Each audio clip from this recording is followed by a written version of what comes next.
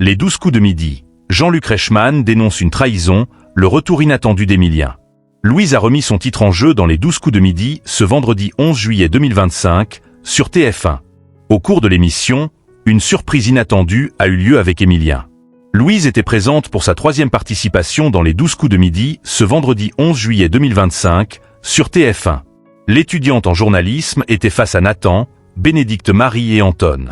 Elle s'est alors de nouveau qualifiée pour le coup fatal face à Anton. La candidate a ensuite remporté son duel avec près de 28 secondes au compteur. Elle a malheureusement fait 2 erreurs au coup de maître. Sa cagnotte s'élève à 5 150 €. Cette émission a également été marquée par une séquence inattendue.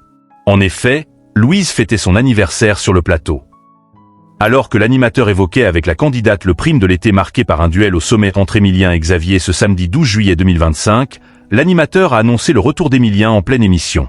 L'ancien maître de midi a notamment fait une surprise à la candidate en lui ramenant son gâteau d'anniversaire.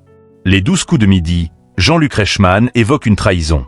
En dehors des émissions, Jean-Luc Reichmann semble d'ailleurs avoir du mal à digérer la fuite des informations sur l'élimination d'Emilien dans les 12 coups de midi.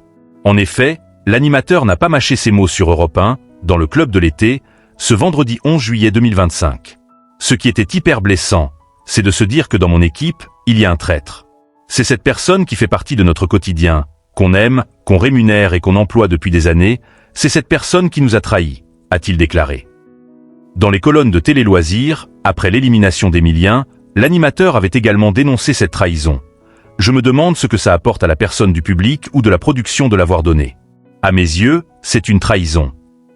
Quelles audiences pour les 12 coups de midi. Le numéro des 12 coups de midi de ce vendredi 11 juillet 2025 a réuni 2,74 millions de téléspectateurs, soit 37,8% de part d'audience auprès des personnes âgées de 4 ans et plus. En une semaine, le jeu de la mi-journée connaît une très légère hausse de 0,8 points de part de marché sur l'ensemble du public. Les 12 coups de midi est à retrouver tous les jours, à partir de 11h50, sur TF1. Le combat des maîtres, entre Emilien et Xavier, est quant à lui à retrouver ce samedi 12 juillet 2025 à partir de 21h10 sur TF1.